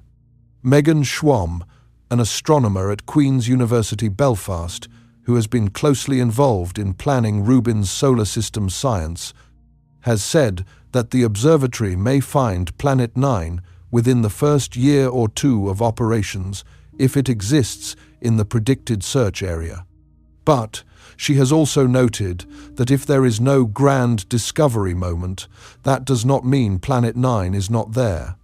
It could be farther out, smaller, or less reflective than current predictions. The search would continue, informed by the thousands of new trans-Neptunian objects Rubin will discover regardless. Samantha Lawler, one of the most prominent Planet 9 skeptics, has expressed a different kind of excitement about Rubin. She is thrilled at the prospect of learning more about the realm beyond Neptune, whether or not Planet 9 exists. The frozen objects in the Kuiper Belt are remnants of the solar system's formation. Understanding their distribution, their orbits, and their properties tells us about the conditions that existed when the planets were assembling 4.5 billion years ago. Planet 9 is a headline, but the broader survey of the outer solar system is the real scientific legacy, and this is the point that tends to be lost in the drama of the search. The outer solar system is not simply a place where Planet 9 might or might not be hiding. It is a vast, largely unexplored region of our own cosmic neighborhood that contains information about the origins, history, and structure of the planetary system we live in. The fact that we are only now building an instrument capable of surveying it properly is itself a statement about how incomplete our knowledge has been. Consider what the Rubin Observatory's first months of operation have already revealed. 380 new trans-Neptunian objects found in preliminary data. That is roughly a 10% increase in the known population from a few weeks of observations during the telescope's commissioning phase, before full survey operations even began. When the full legacy survey of space and time is underway, the discovery rate will accelerate dramatically. Current estimates suggest that Rubin will ultimately detect around 37,000 trans-Neptunian objects over its 10-year mission. 37,000. The current catalogue contains a few thousand. The jump is not incremental, it is transformational. And within that expanded population, the statistical tests for orbital clustering will become far more powerful. If the clustering is real, it will become undeniable. If it is an artifact of observational bias, it will dissolve as the sample grows and the sky coverage becomes more uniform. This is why multiple researchers on both sides of the debate have described the current moment as a critical juncture. The question of Planet 9 is approaching a resolution, not today, not necessarily this year. But within the operational lifetime of the Rubin Observatory, the evidence will either converge on a detection or the hypothesis will be forced into territory so constrained that it can no longer explain the data. Either outcome changes our understanding of the solar system, but there is a subtlety here that deserves attention. Even if Rubin does not directly image Planet 9, it may find something equally significant. The Planet Y hypothesis, proposed by Amir Siraj in 2025, suggests a different kind of unseen planet, smaller than Earth, larger than Mercury, orbiting in the deep outer solar system and causing the 15-degree tilt observed in Kuiper Belt, orbits beyond 80 astronomical units. Planet Y is not Planet 9. It is a separate hypothesis addressing a separate anomaly, but the two are not mutually exclusive. They could both exist, or one could be real and the other an artifact, or both could be manifestations of a more complex gravitational architecture in the outer solar system that nobody has yet correctly modeled. The possibility that the outer solar system contains not one but multiple undiscovered bodies of significant mass is, in some ways, more unsettling than the Planet 9 hypothesis alone. It suggests that the gap between what we know and what is actually there is not a single missing puzzle piece, but an entire section of the puzzle we never realized was absent. There is also the James Webb Space Telescope, which provides complementary capabilities. Webb's infrared sensitivity allows targeted searches for cold, distant objects that emit thermal radiation rather than reflected sunlight. While Webb is not a survey instrument and cannot scan large areas of sky efficiently, it can follow up on specific candidates identified by other means. If Rubin or the Ira-Sakari analysis produces a credible detection candidate, Webb could potentially confirm it by detecting the object's thermal signature at infrared wavelengths. And there is one more tool that may contribute to the search, though its role is less direct. Radio telescopes. Brown has said that if Rubin does not find Planet 9 within a few years, the next approach would involve radio observations. At millimeter wavelengths, a cold, distant planet would emit faint thermal radiation that a sufficiently sensitive radio telescope or interferometer might detect. This approach has not yet been systematically attempted for Planet 9, but it represents a fallback strategy if optical and infrared searches continue to come up empty. The search for Planet 9 has now lasted a decade since the Batygin and Brown paper. It has consumed thousands of hours of telescope time. It has generated dozens of peer-reviewed publications. It has divided the planetary science community into camps that are unlikely to reconcile until the data forces them to. And it has not yet produced a definitive answer. That last fact is the one that should sit most heavily. 10 years of effort by some of the most skilled observational astronomers alive, using some of the most powerful instruments ever built, have not been sufficient to determine whether a planet, several times the mass of Earth, exists within the gravitational domain of our own star. The search is not failing. The searches are working exactly as designed. The instruments are performing as expected.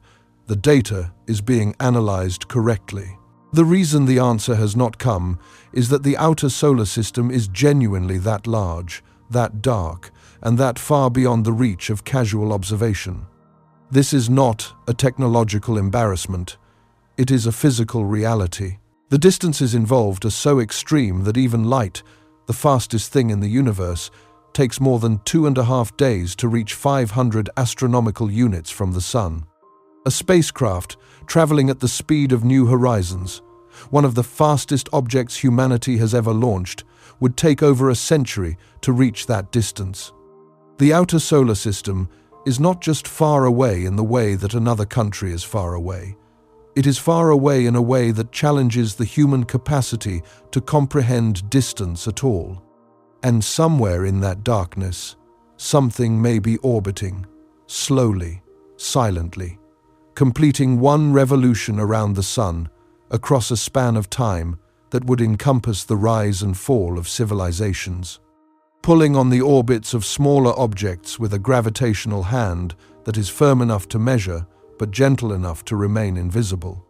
The instruments are now pointed in the right direction, the surveys are running, the data is accumulating, and within a few years, the darkness will either yield its secret or deepen its silence. What either outcome means for our understanding of the solar system and for the confidence we place in the map we thought was finished is the question that everything in this story has been building toward. There is a moment in every scientific revolution that does not arrive with fanfare. It arrives quietly, when someone looks at the evidence and realizes that the problem is not the missing answer. The problem is the question they forgot to ask. For most of the history of astronomy, the question about the solar system has been, what is out there? The real question, the one that Planet 9 forces to the surface, is how much of what is out there have we actually seen? The answer, when you confront it honestly, is uncomfortable. Not because it reveals ignorance in some distant, abstract field, but because it reveals ignorance about the closest thing we have. The solar system is not a distant target of study. It is our address. It is the gravitational structure inside which every human being who has ever lived was born, grew old, and died. It is the system whose planets we named after gods because they seem to account for everything important circling our star. And the possibility that it contains a world massive enough to reshape the orbits of other bodies, a world we have never once directly observed, is not just a scientific puzzle. It is a statement about the limits of human knowledge in the one place where we had the most reason to believe those limits had been reached. This is the implication that rarely gets discussed, not whether Planet 9 is real.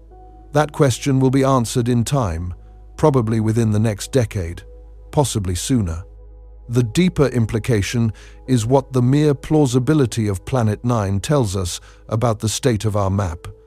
Because the map did not fail at the edge of the observable universe, it did not fail in another galaxy. It failed here, in the space between our star and the nearest neighboring one. In the region we have been observing with telescopes for over 4 centuries. To feel the full weight of this, you need to understand what humanity has accomplished in planetary science and then hold that accomplishment up against what Planet 9 implies we may have missed. We have landed machines on the surface of Mars and driven them across its terrain for years. We have dropped a probe through the atmosphere of Titan, Saturn's largest moon, and photographed its methane lakes from the surface. We have orbited Mercury and mapped its cratered face in detail, fine enough to name individual features. We have sent a spacecraft to orbit Jupiter and measure the depth of its storms. We have observed the geysers of Enceladus, the volcanoes of Io, the subsurface ocean of Europa. We have touched the surface of an asteroid and returned samples to Earth. We have flown through the tail of a comet. These achievements are real. They represent centuries of accumulated knowledge, billions of dollars of investment, and the focused effort of tens of thousands of scientists and engineers across generations. And every single one of them took place inside the orbit of Neptune, inside the bright, well-lit fraction of the solar system, where objects are close enough and reflective enough to find with relative ease. beyond Neptune, our knowledge drops off a cliff. The contrast is so stark that it is almost difficult to believe both halves belong to the same story. Inside 30 astronomical units, we have mapped everything to extraordinary precision. Outside 30 astronomical units, we are still discovering basic facts about what exists. The Kuiper belt was not confirmed until 1992. Sedna was not found until 2003. New extreme trans-Neptunian objects are being announced every year. A potential dwarf planet with an orbital period of 26,000 years was identified as recently as 2025, and the Vera C. Rubin Observatory, which began operations that same year, is expected to increase the known population of trans-Neptunian objects by a factor of 10 over the coming decade. A factor of 10. That is not a refinement. That is an admission that the current catalogue is 90% incomplete, and the objects Rubin will find are not marginal additions to an already comprehensive picture. They are fundamental components of the solar system's structure that we have simply never been able to detect. This is the context in which Planet 9 must be understood. It is not an isolated hypothesis about one missing world. It is a symptom of a much larger condition. The outer solar system is terra incognita. It has been terra incognita for the entire history of human civilization. And the fact that we have not talked about it that way, the fact that the classroom poster shows 8 neatly labeled planets and a clean edge, is not a simplification. It is a misrepresentation. It is a map that shows the lit room and pretends the rest of the house does not exist. The history of the solar system's exploration is, in fact, a history of repeatedly discovering that the map was not finished when everyone thought it was. Consider what happened in 1846. For decades, astronomers had been tracking the orbit of Uranus, the 7th planet, discovered by William Herschel in 1781. But Uranus was not behaving. Its observed position drifted slightly from the position predicted by Newtonian gravity based on the known masses and positions of the Sun, Jupiter, and Saturn. The discrepancy was small but persistent. Something was pulling on Uranus from beyond. 2 mathematicians, Urbain Le Verrier in France and John Couch Adams in England, independently calculated where an unseen planet would need to be to produce the observed perturbation. Le Verrier sent his prediction to the Berlin Observatory. On the night of September 23, 1846, astronomer Johann Galle pointed the telescope at the predicted position and found Neptune within 1 degree of where Le Verrier said it would be. Neptune was discovered not because someone saw it, but because its gravitational influence on a known world demanded that it exist.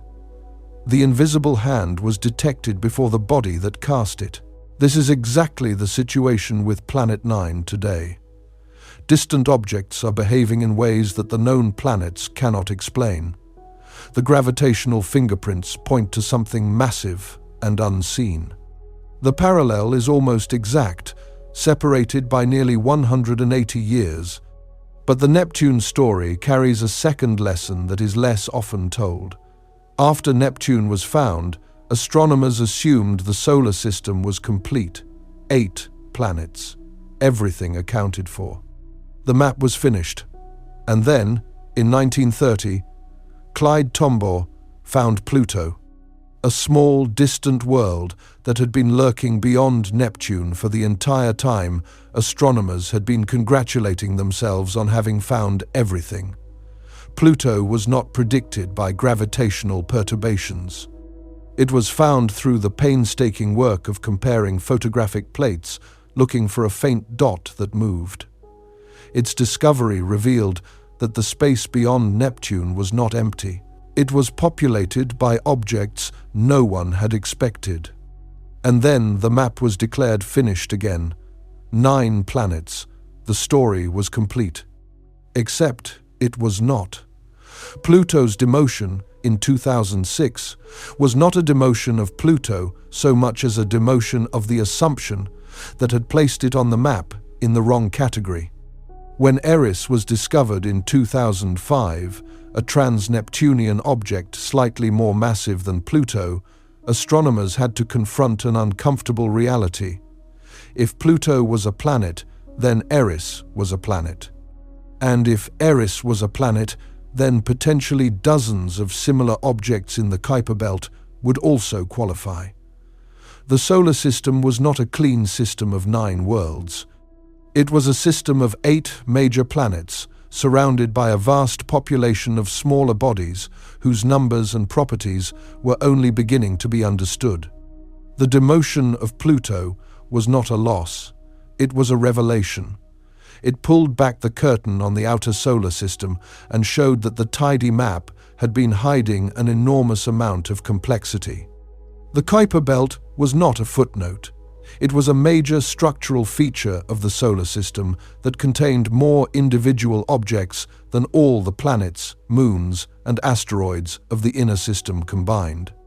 Every time in history that the astronomical community has declared the solar system's inventory complete, a new discovery has proven them wrong. Every time the map has been called finished, a new territory has emerged from the darkness. Planet 9, if confirmed, would be the most dramatic example of this pattern in nearly 200 years. But even if Planet 9 is never found, the pattern itself should be enough to shatter the assumption that we know what is out there. There is a philosophical dimension to this that touches something deeper than astronomy. Human beings crave completion. We want the map to have edges. We want the catalogue to have a final entry. We want to believe that the place we live, the physical structure that contains our world, is understood. This desire is not irrational. It comes from the same impulse that drives science forward, the need to impose order on what is observed. But when the desire for completion overrides the evidence, it stops being a scientific virtue and becomes a cognitive trap. The solar system is not complete, not in the sense that everything in it has been found, not in the sense that its major structure has been fully characterized, not in the sense that the outer regions have been surveyed to a depth that would reveal the presence or absence of a planet-scale object. The completion we feel when we look at the classroom diagram is an emotional state, not an empirical one. It is the feeling of knowing without the underlying knowledge to support it. Planet 9 threatens that feeling, not because it is strange. An additional planet in the outer solar system, if it exists, would be physically mundane. A ball of ice and rock, cold and dark, drifting on a long, slow orbit. It would not be exotic by the standards of the thousands of exoplanets discovered around other stars. Many star systems have super-Earths on wide orbits. What makes Planet 9 disturbing is not its properties, it is its location. It is here, in our system. In the one place we were supposed to have checked, and this is where the implication becomes genuinely unsettling. Because if a world 4 to 5 times the mass of Earth can hide in our own solar system for the entire span of recorded history, what else might be out there that we have not found? The Oort cloud, if it exists as currently theorized, extends to roughly 100,000 astronomical units from the Sun. It is predicted to contain trillions of icy bodies. No object in the Oort cloud has ever been directly observed. Its existence is inferred entirely from the behavior of long-period comets that occasionally fall inward toward the Sun from extreme distances. The entire structure is theoretical. We believe it is there because the comets demand a source. But we have never seen it. We have never imaged a single object within it. Between the Kuiper Belt at roughly 50 astronomical units and the Oort cloud at tens of thousands of astronomical units lies a vast intermediate zone that is almost entirely uncharted. This region, sometimes called the inner Oort cloud or the scattered disk in its nearer portions, is where Sedna orbits. It is where Planet 9, if real, would spend most of its time. It is a region of the solar system that is neither close enough to be easily observed nor distant enough to be dismissed as irrelevant. It is the transition zone between the known solar system and the theoretical one, and we know almost nothing about what it contains. The objects that have been found in this region, Sedna, 2012, VP 113, Leliakuhonua, with its aphelion at over 2,000 astronomical units, the newly discovered ammonite, the enigmatic 2017 of 201, are not a complete census. They are a handful of chance detections, objects that happen to be near their closest approach to the Sun during the brief window of time in which humanity has possessed the technology to find them. The vast majority of objects on similar orbits would be too distant to detect for most of their orbital periods. An object with Sedna's orbit, which takes 11,000 years to complete, is only detectable for a few centuries out of each revolution. For the remaining 97% of its orbit, it is invisible. Multiply this by the estimated population of such objects, and the picture becomes staggering.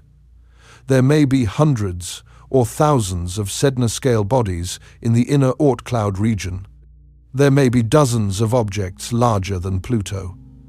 There may be worlds we would classify as dwarf planets, drifting on orbits so long that they have not been near the Sun since before the earliest human civilizations arose.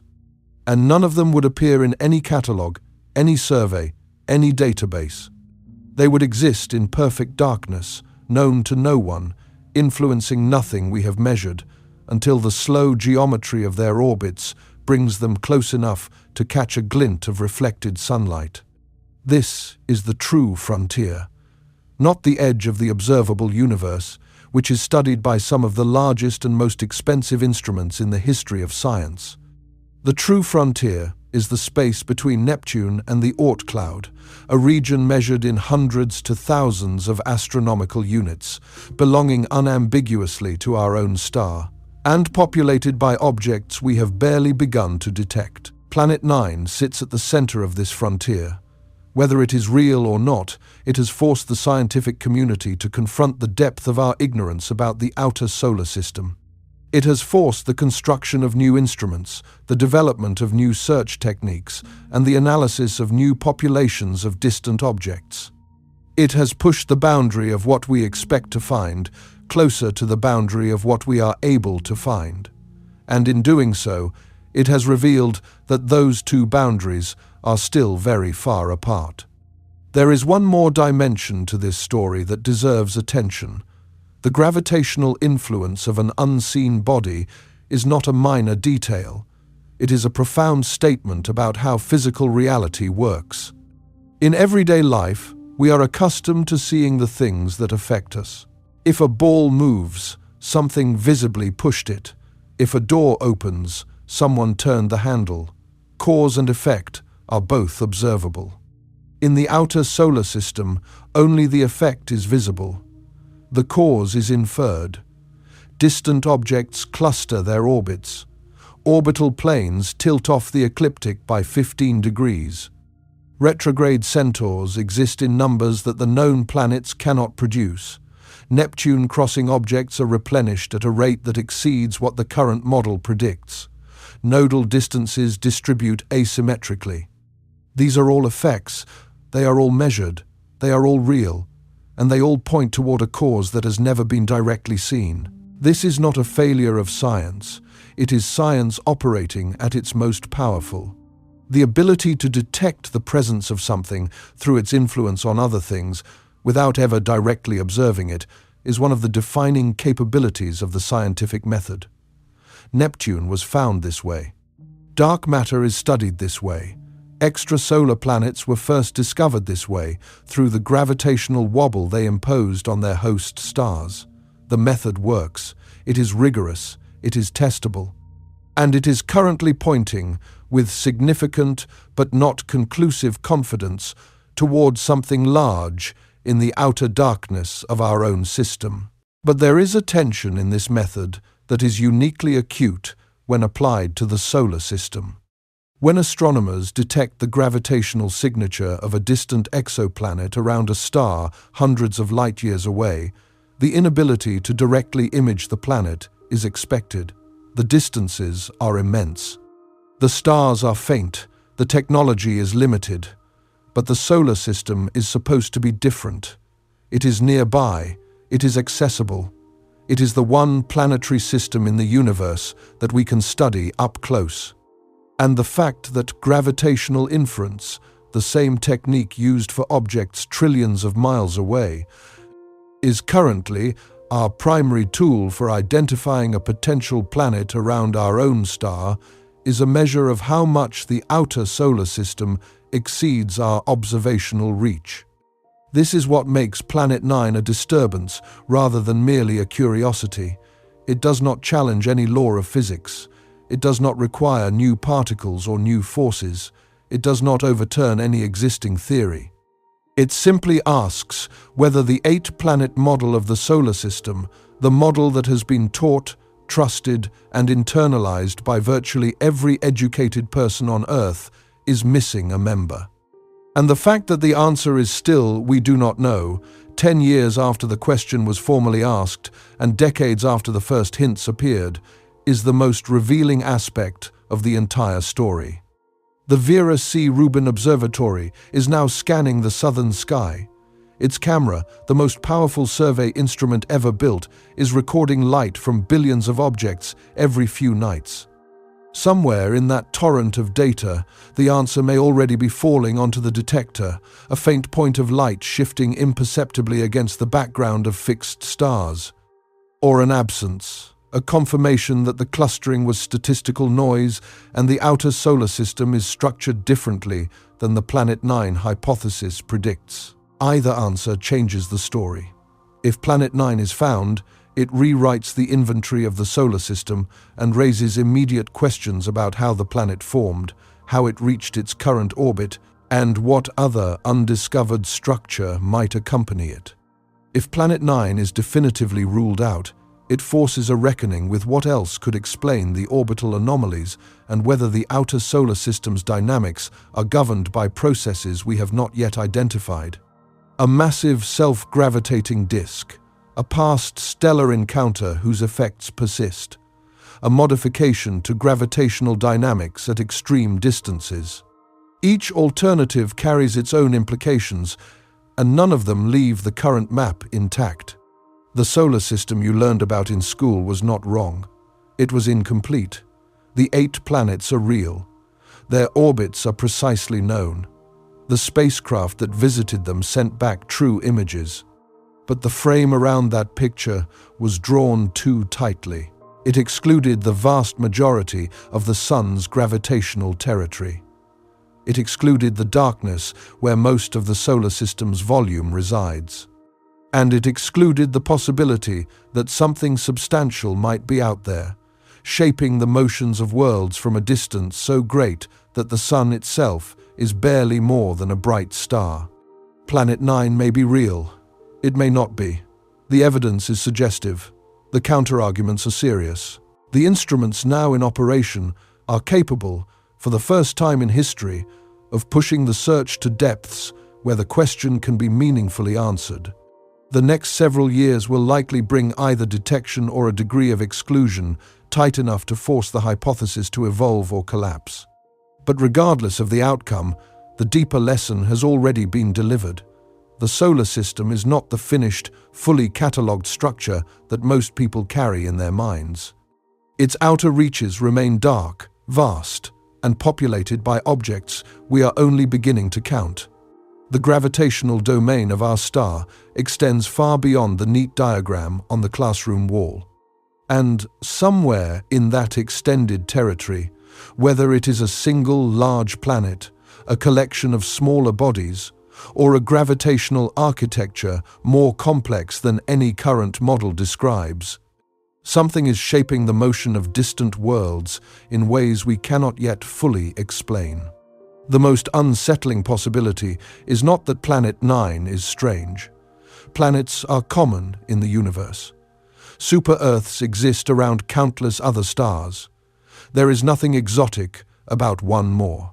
The most unsettling possibility is that even here, in the one planetary system we call home, something large enough to matter can remain unseen, not because it is hidden, not because it is mysterious, but because the darkness is that deep and the distances are that vast and the tools we built were never quite powerful enough to reach the places where the answers live.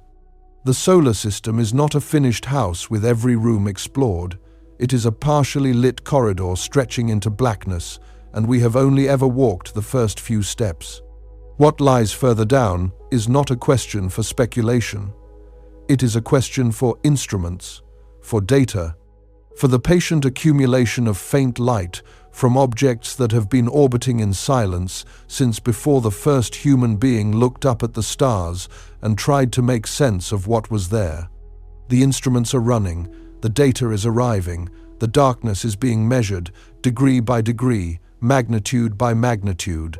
And the most honest thing that can be said about the solar system in this moment, after 4 centuries of telescopic observation, after dozens of spacecraft missions, after the discovery of thousands of worlds around other stars, is that we are still not sure what orbits our own. That uncertainty is not a failure, it is the frontier, and the frontier, as it always has, begins just beyond the edge of the light.